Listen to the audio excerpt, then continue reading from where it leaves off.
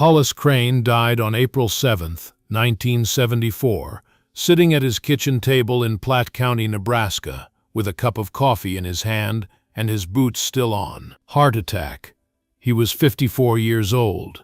The coffee was still warm when his son Curtis found him. The funeral was 3 days later at the Humphrey Community Church. Small service. Hollis hadn't been the kind of man who collected friends. He'd been the kind who collected observations. Quiet, watchful, the sort of man who'd stand at the edge of a field for 20 minutes, looking at dirt, while other farmers drove past in their new John Deeres and wondered what he was staring at. 31 people came to the funeral. Most of them were neighbors who felt obligated. A few were genuinely sad, and 2 of them said things at the dinner afterward at the church basement, over ham sandwiches and Jell-O salad, that Curtis Crane would carry for the next 10 years the way a man carries a bruise in a place nobody can see. The first was Gerald Hoff, who ran the Platte County State Bank. Gerald was 57, wore a brown suit that was too tight, and had the habit of talking about money in places where money shouldn't be talked about. He was standing by the coffee urn, talking to Lloyd Krause, the John Deere dealer from Columbus, when Curtis walked past, carrying plates to the kitchen. "Shame about Hollis," Gerald said, not quite quietly enough. "But between us, that 160 wasn't going anywhere with him on it, and it's not going anywhere with the boy. The soil's mediocre, the equipment's antique, and Hollis never had 2 nickels to rub together. Died the way he lived, broke and stubborn on land that wouldn't feed a stray dog." Lloyd Krause nodded. "I tried to sell Hollis a 40-23 different times. 3 times. He looked at me like I was trying to sell him a disease. Said he didn't need it. Said the M was fine." Lloyd shook his head. "Man farmed with a 1948 Farmall M in 1974. That tells you everything you need to know." Curtis was 19.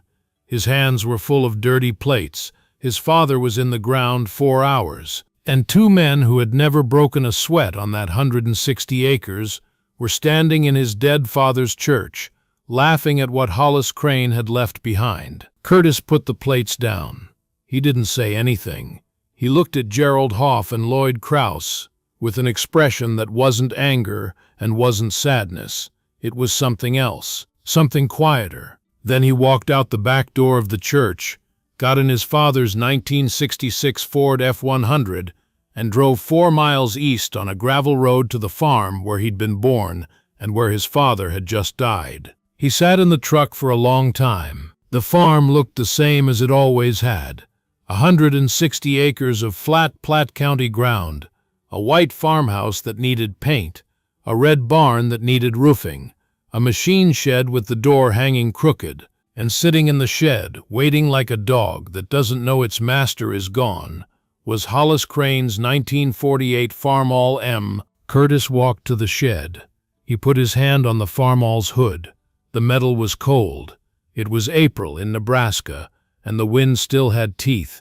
He stood there in his borrowed funeral suit, black, too big in the shoulders, too short in the arms, and he spoke to the tractor the way you speak to something that knew the person you lost.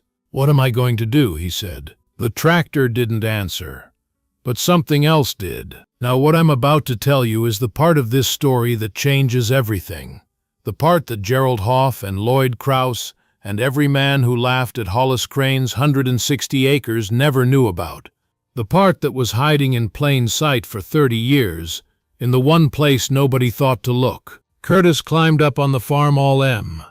He sat in the seat where his father had sat for 26 years, 26 springs of planting, 26 summers of cultivating, 26 falls of harvest. The seat was worn smooth.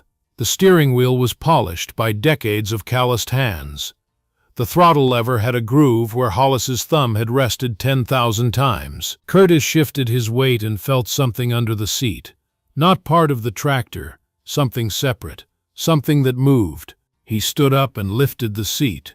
Underneath, wedged between the seat mount and the frame, wrapped in a piece of oilcloth, was a leather satchel, dark brown, cracked with age, held shut with a brass buckle that was green with patina. Curtis pulled it out.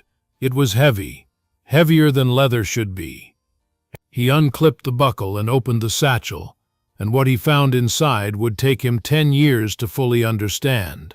But it would save the farm, outlast the crisis, and prove every man at that funeral dinner wrong. Inside the satchel were notebooks, 7 of them, composition books, the kind with the black and white marbled covers that cost 15 cents at the drugstore.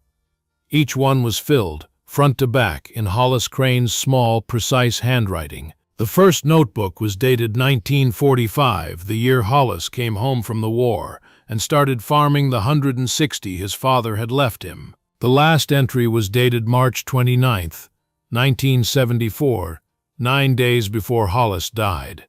30 years of notes, 30 years of observations, 30 years of a quiet man recording everything he noticed about 160 acres of Nebraska soil. Let me tell you what was in those notebooks, because this is the heart of the story, and without it, nothing that follows makes sense. Hollis Crane had been doing something that no one in Platte County knew about. Not his neighbors, not the bank, not the extension agent, not even Curtis, who had farmed alongside his father since he was old enough to walk behind the planter. Hollis had been mapping his soil, every field, every corner, every rise and swale and drainage path and sand pocket and clay seam. He'd been testing it, not with a lab, but with his hands, his eyes, and a systematic method he'd developed himself. He would dig a hole, 1 foot deep, at 50-yard intervals across every field, every spring. He'd hold the soil in his hand, feel the texture,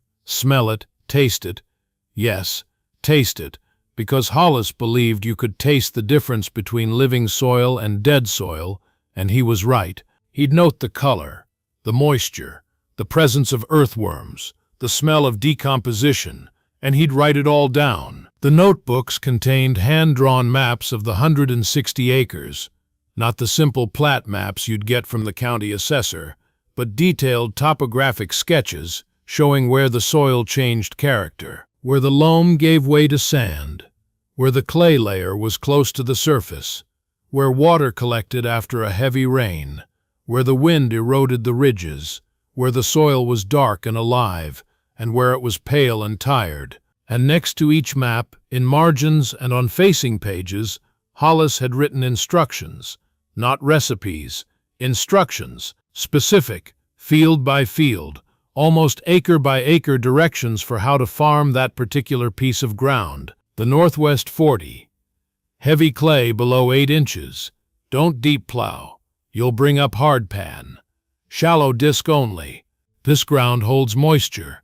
Plant corn here in dry years. Soybeans in wet years. Never 2 years corn in a row. The clay compacts and the roots can't breathe. The Southeast 40. Sandy loam. Loses nitrogen fast. Must rotate 2 years red clover, then 1 year corn, then 1 year oats. The clover fixes 80 to 100 pounds nitrogen per acre, enough for the corn year without buying anhydrous. Spread manure here in October, not spring. Spring application on sand runs right through to the water table. The creek bottom 20. Best soil on the farm. Black, rich, 4% organic matter minimum. Don't touch this ground with chemicals, it's alive.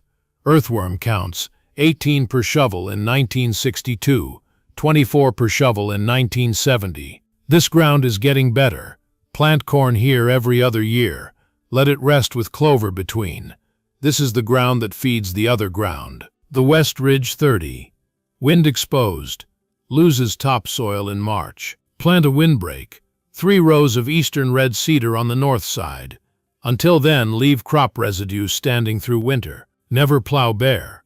This ground needs armor. Page after page.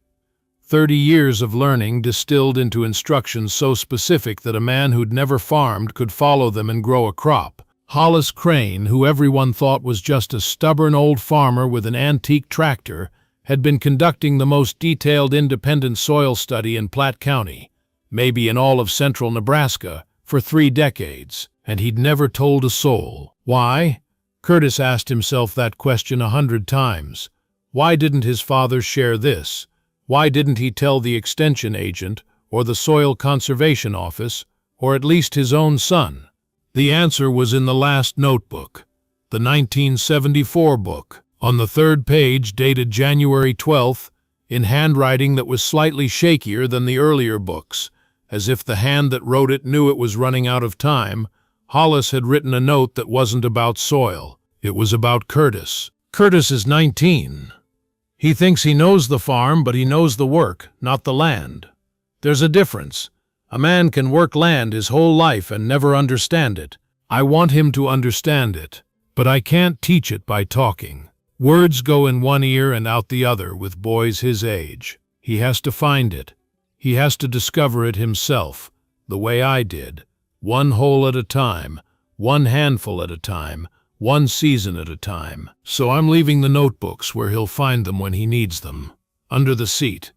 He'll sit in that seat someday when I'm gone, and he'll feel the weight of what I left him. Not the land, the knowledge.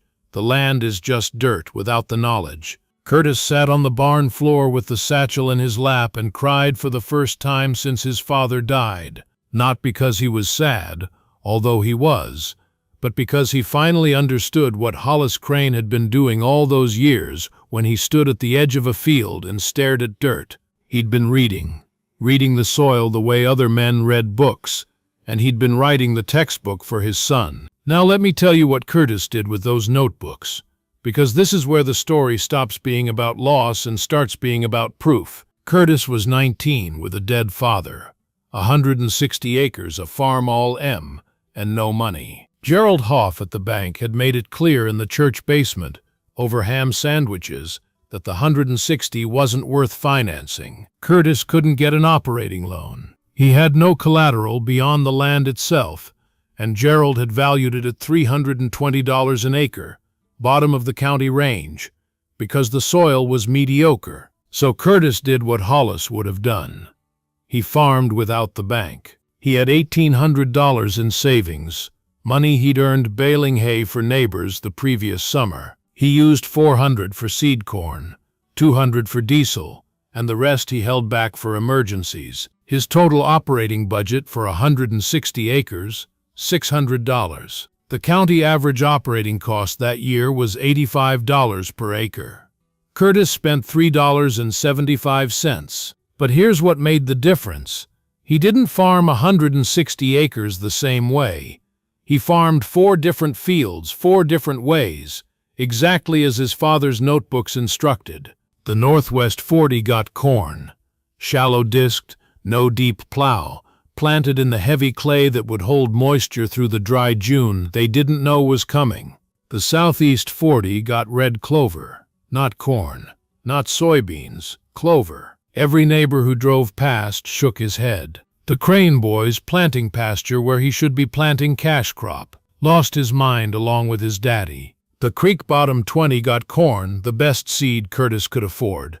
Planted in the darkest, richest soil on the farm, the soil Hollis had been building for 30 years. The West Ridge 30 got oats with standing stubble left through winter, exactly as the notebook prescribed. The first year was rough. Curtis's corn on the Northwest 40 yielded 95 bushels per acre.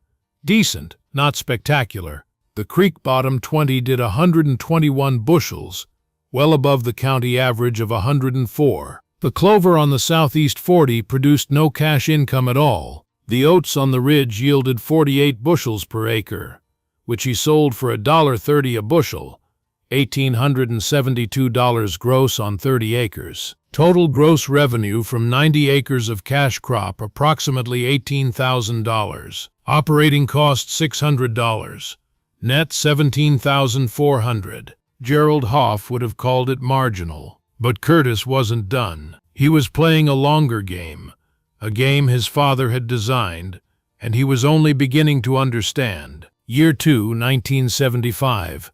Curtis followed the notebook. The Southeast 40 stayed in clover.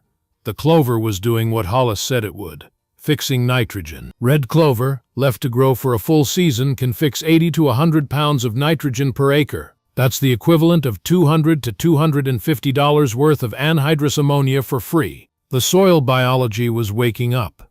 Bacteria in the root nodules were pulling nitrogen from the atmosphere and converting it into plant-available form. Earthworms were multiplying. Organic matter was climbing. Curtis dug holes that spring, just as his father's notebooks described. Same 50-yard intervals, same depth. He held the soil in his hands and felt what his father had felt, the difference between soil that's alive and soil that's just there. He started his own notebook.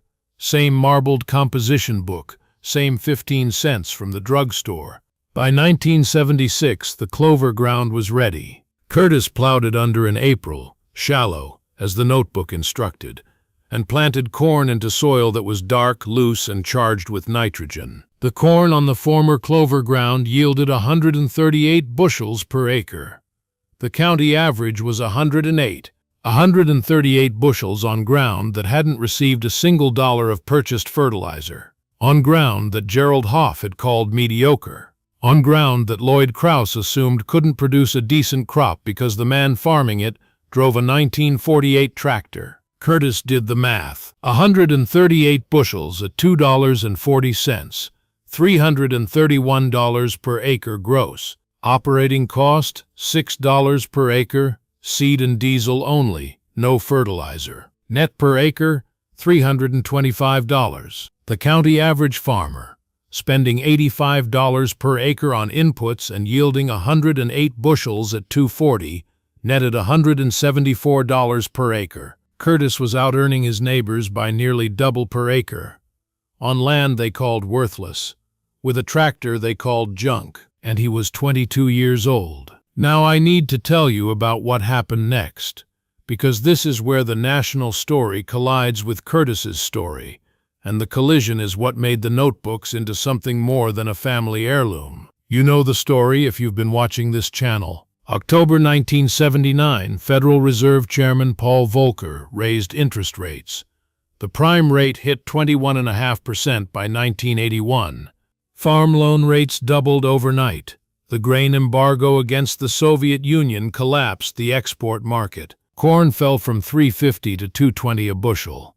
Soybeans from $9 to $5.50. Nebraska farmland that had been worth $800 to $1,000 an acre started falling and wouldn't stop until it hit $300 in some counties. Between 1980 and 1988, more than 300,000 American farms were lost. More than 1,600 banks failed. Nebraska was hit harder than almost any state. Dozens of rural banks closed, and the FDIC was overwhelmed. In Platte County, the crisis was personal. 14 farms went to auction between 1981 and 1986. Every one of them had been financed through Gerald Hoff's bank or the Federal Land Bank of Omaha. Every one of them had been farmed with new equipment, high inputs, and borrowed money. Gerald Hoff's bank started to bleed in 1983. His farm loan portfolio, the loans he'd written in the 70s when land was $800 an acre and interest was 9%, was collapsing. The land was worth half what it had been. The borrowers couldn't pay. Gerald started sending foreclosure notices, then acceleration letters. Then he stopped sleeping. Lloyd Krause's John Deere dealership was dying too. New tractor sales dropped from 20 units a year to 3, then to 0. His showroom filled with repossessions he couldn't sell. The floor plan interest on his inventory was crushing him. By 1984, he'd laid off everyone except his bookkeeper. And Curtis Crane was having the best decade of his farming life. Not because the prices were good, they were terrible. Not because farming was easy, it was harder than ever. But because Curtis had 3 things that no one else in Platte County had: 0 debt, the lowest cost structure in the county, and 7 notebooks full of instructions that told him exactly how to farm every acre for maximum yield with minimum input. When corn dropped to $2.20, Curtis's numbers still worked. His costs were $8 to $12 per acre, depending on the field. His yields, because he'd been following the rotation system for 6 years, building organic matter, fixing nitrogen with clover, matching crops to soil types, were 15 to 25 bushels above the county average. At $2.20 corn, Curtis netted $180 per acre while his neighbors were losing money. He didn't expand during the boom. He didn't borrow during the bubble. He didn't buy a new tractor or a new truck or a lake house. He drove the Farmall M. He drove his father's Ford F1. He wore the same Carhartt jacket. And every month he put money in a savings account at a bank in Columbus, not Gerald Hoff's bank, because Curtis had decided on the day of his father's funeral that Gerald Hoff would never handle Crane money again. By 1985, Curtis had $94,000 in savings on 160 acres, with one Farmall M. Let me say that again. $94,000 in cash savings on 160 acres of land the banker had called worthless, with a tractor the J.D. dealer had called a museum piece. In the middle of the worst farm crisis since the Depression, in March of 1986, Gerald Hoff's bank failed. The FDIC closed the Platte County State Bank on a Tuesday morning. Gerald was 69 years old and had been in banking for 41 years. He stood on the sidewalk outside his own bank and watched the examiners change the locks. The bank's assets, including 7 foreclosed farms, were transferred to the FDIC for liquidation. Curtis heard about it at the co-op. He didn't say anything. He went home, sat at the same kitchen table where his father had died, and opened the 7th notebook, the 1974 book, the last one, the one with the note about Curtis. He read the note again. The land is just dirt without the knowledge. Then he drove to Columbus and withdrew $62,000 in cashier's checks. The FDIC liquidation auction was held in April of 1986. Curtis stood in the back, Carhartt jacket, work boots, notebook in his pocket. His own notebook now, 3 years into what would become his own 30-year record. He bought 2 parcels. The first was 80 acres adjacent to his own 160, the former Reinhardt place, which Gerald's bank had foreclosed on in 1984. Good ground, alluvial soil from the old Platte River floodplain, $340 an acre, $27,200. The second was 120 acres 2 miles south, the former Deathlifts operation, another foreclosure. Mixed soil, some clay, some sand, some good loam, $290 an acre, $34,800, total $62,000 for 200 additional acres.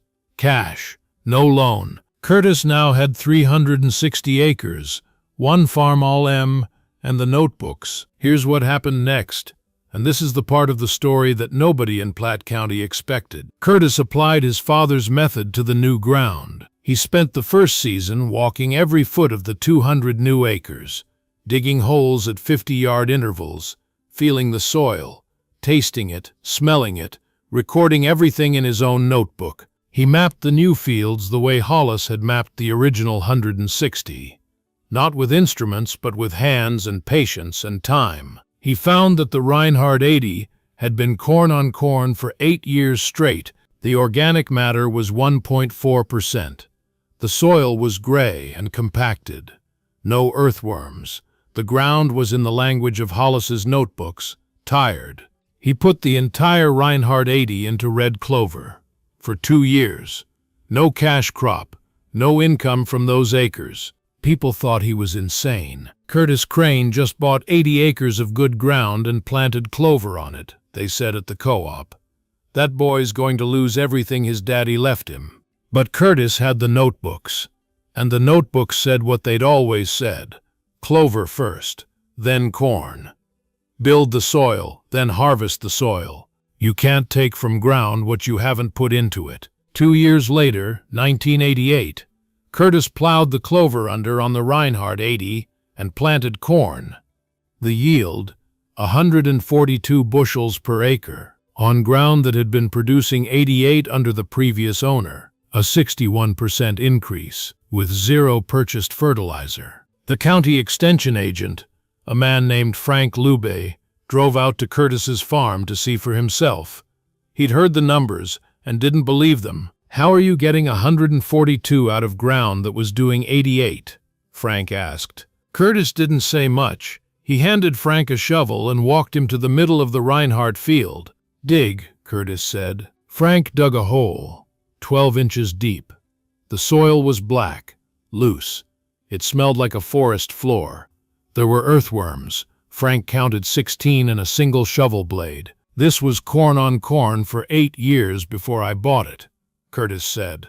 The man who farmed it was spending $120 an acre on anthracite and still only getting 88 bushels. "I spent nothing on fertilizer and got 142. You want to know why?" He pulled the notebook out of his back pocket. Not Hollis's notebook, his own. He showed Frank the entries for the Reinhardt 80, the soil observations, the organic matter estimates, the clover rotation plan. "My father taught me this, not in words. He left me notebooks, 30 years of soil observations. He mapped every acre of our home farm and told me exactly how to farm each piece of it. I'm doing the same thing with the new ground." Frank Luby stood in that field for a long time. Then he asked if he could see the original notebooks. Curtis took him to the barn, showed him the satchel, showed him the 7 composition books with the marbled covers. Frank sat on a hay bale and read for 2 hours while Curtis did chores. When Frank came out of the barn, his eyes were different. "Curtis," he said, "your father was doing soil science, real soil science, field-level, observation-based, longitudinal soil science, without a degree, without a lab, without funding, for 30 years. This is extraordinary." "It's not data," Curtis said, "it's farming." Frank asked if he could share the notebooks with the agronomy department at the University of Nebraska. Curtis said yes, but on one condition: the notebooks stayed on the farm. Anyone who wanted to read them could come to the barn. Over the next 3 years, 11 researchers, 6 extension agents, and more than 40 farmers came to Curtis Crane's barn to read Hollis Crane's notebooks. They sat on hay bales and upturned buckets and read the handwritten observations of a man who'd been dead for 15 years. And they learned things that contradicted what they'd been taught in classrooms and sold by fertilizer companies. That rotating clover through sandy soil could eliminate the need for purchased nitrogen. That matching crop selection to soil type, field by field, not blanket planting the whole farm, could increase yields by 20 to 40%. That deep plowing clay ground destroys structure and reduces yields. That soil is alive, and treating it like a chemical substrate instead of a biological system is the fastest way to kill it. Hollis Crane had known all of this. He'd figured it out by himself, one hole at a time, one handful at a time, one season at a time, and he'd written it down in 15-cent notebooks and hidden them under a tractor seat for his son to find. Now here's the ending, and it's the part I carry with me. In 1991, the county held an agricultural achievement dinner at the Humphrey Community Center. Curtis was invited to speak. He was 36 years old. He farmed 360 acres. He owed nothing. His yields were the highest in the county, and he'd done it all with a system invented by a man who everyone said died broke. Curtis stood at the podium in a clean shirt, not a suit, never a suit, and he held up one of the composition books. The marbled cover, the 15-cent price tag still faintly visible. "My father, Hollis Crane, died in 1974, Curtis said. At his funeral, 2 men said he died broke and stubborn on land that wouldn't feed a stray dog. One was a banker, one was a JD dealer. The banker's bank failed in 1986. The dealer's shop closed in 1985. My father's farm is still here." The room was silent. "My father left me 160 acres, a Farmall M, and these notebooks, 7 of them, 30 years of soil observations, maps, rotations, instructions for every field on the farm. He hid them under the tractor seat because he wanted me to find them myself. He knew that if he just told me, I wouldn't listen, so he wrote it down and trusted the tractor to deliver it." Curtis paused. "The men who laughed at my father's funeral were the same men who told every farmer in this county to borrow more, buy bigger, and trust the market. My father didn't trust the market. He trusted the soil, and the soil didn't let him down. Not once. Not in 30 years. He held up the notebook. This cost 15 cents. The advice inside it has earned this farm over $1 million in 18 years. The John Deere dealer tried to sell my father a $15,000 tractor 3 times. My father's $2,000 Farmall M and his 15-cent notebook outperformed every piece of equipment on every farm in this county. Not because the tractor was better, because the man driving it understood what he was driving over. Curtis looked out at the audience. Farmers, their wives, a few bankers from the surviving banks, the county extension agent, 40 people who had been through hell and were still standing. My father wasn't broke. He was the richest man in this county. He just kept his wealth where bankers can't count it and dealers can't sell it. He kept it in the soil, and he left it to me in a leather satchel under a tractor seat. He closed the notebook. If your father or grandfather left you something, a way of doing things, a warning about debt, a piece of wisdom about the land, don't ignore it. Don't laugh at it. Don't trade it for a bigger tractor and a bigger loan. Write it down. Put it somewhere safe and pass it on. Standing ovation. Every person in the room on their feet, some wiping eyes, because half of them had known Hollis Crane, and half of them had thought exactly what Gerald Hoff had said at the funeral, and now they knew how wrong they'd been. Curtis Crane farmed until 2011. He was 56 when he handed the operation to his daughter Elaine and his son Hollis Jr., named after the grandfather. Neither of them had met, but both of them knew through the notebooks. By 2011, the original 160 had grown to 640 acres, all purchased with cash from farming profits, all debt-free. The organic matter on the home farm's creek bottom was 5.2%, approaching virgin prairie levels. The Farmall M was still on the property. Curtis had parked it in the barn in 2003, when the hydraulic pump finally gave out after 55 years of service. He refused to scrap it. That tractor carried my father's notebooks for 26 years, he said. It's earned its rest. The satchel sits on a shelf in the barn. The 7 notebooks are inside it, wrapped in the same oilcloth. Elaine started her own notebook in 2012. Hollis Jr. started his in 2013. The composition books still cost less than $1. And every spring before planting, the Crane family walks the fields the way Hollis did, digging holes, holding soil, smelling it, feeling it, recording what they find in 15-cent notebooks that contain more knowledge about 640 acres of Nebraska ground than any satellite or computer or soil lab will ever match. Because the land doesn't speak to screens. It speaks to hands, and the hands have to be listening. Sometimes the richest man in the county looks the poorest. Sometimes the most valuable inheritance isn't land or money, it's a notebook. And sometimes the man they buried and laughed at is the one whose voice echoes loudest 30 years after the last word he ever wrote. Hollis Crane's funeral was attended by 31 people. His notebooks have been read by hundreds. His methods feed 640 acres. His grandson carries his name, and his Farmall M still sits in the barn where he left it. Seat lifted, satchel gone, delivered.